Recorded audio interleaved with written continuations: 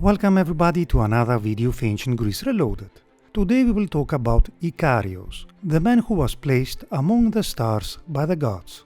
By the way, if you like the video, please hit the like button and subscribe to our channel so as to stay tuned for upcoming videos. Overall, Icarius was a mortal man from Athens, who was placed amongst the stars by the gods. Icarius was a simple man, a peasant or a farmer who lived in Athens when Pandion ruled. As such, no lineage of Icarius of Athens is recorded, although it is known that he had a daughter known as Erigone, and a single source, Clement of Alexandria, named Icarius' wife as Phanothea, a woman who was believed to have invented the hexameter. A hexameter is a metrical line of verses consisting of 6 feet. Here, foot refers to the basic, repeating rhythmic unit that forms part of a line of verse. Back to our story. One day, the god Dionysus came to Athens, and Icarius welcomed the god into his home. Dionysus was not always being a welcomed visitor, but the great hospitality of Icarius pleased the god. In gratitude, Dionysus taught Icarius all about winemaking. Additionally, Dionysus gave to Icarius various bags of wine as a present while leaving. Icarius then sought to share his newly acquired gifts with his neighbors. One group who partook in the gathering were some local shepherds, and these shepherds, who of course had never had wine before, drank wine like there was no tomorrow. The shepherds got intoxicated and eventually fell into a drunken stupor. Next day, when the shepherds woke up, I presume with expected hangover, the shepherds believed that they had been poisoned and in retribution stoned Icarius to death.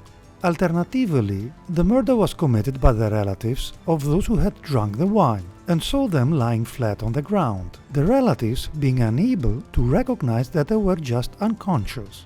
Erigone and the family dog Maera would come looking for Icarius, and after a long search, Erigone found her father's body. Overcome with grief, Erigone hung herself from a tree.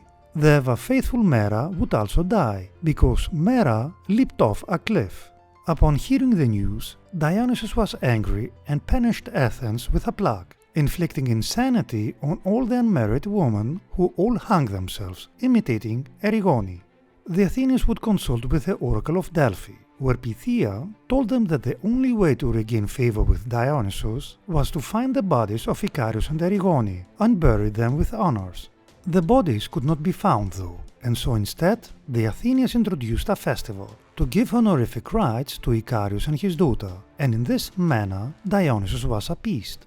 Eventually, Zeus or Dionysus placed Icarius, Erigone and Maera in the sky as constellations, Virgo being Erigone, Bootes being Icarius, and the star Procyon being Maera. Finally, an alternative and less common version of the myth goes as follows. Those who had killed Icarius escaped from Athens, in fear of retribution, and traveled to Chaos. But fleeing Athens did not leave behind Dionysus' wrath. The islanders of Chaos were suffering from heavy sickness. Eventually, Aristaeus, the god of beekeeping, arrived on the island, and he was able to discover that the reason for the misfortune was due to the fact that the killers of Icarius were hiding amongst the people. The killers of Icarius were found and executed, and a shrine to Zeus was erected. The islanders were then told to pray to Zeus, hence their sickness would go away and subsequently the Etesian wind would blow. For the records, the Etesian winds are the strong, dry north winds of the Aegean Sea, which blow from about mid-May to mid-September. In Greek they are called meltemnia. Let us finish with the following saying. Those who succeed don't know how to behave correctly. Euripides. That being said, remember guys to hit the like button and subscribe to our channel, it would help us a lot. Thanks for watching and stay tuned for upcoming videos.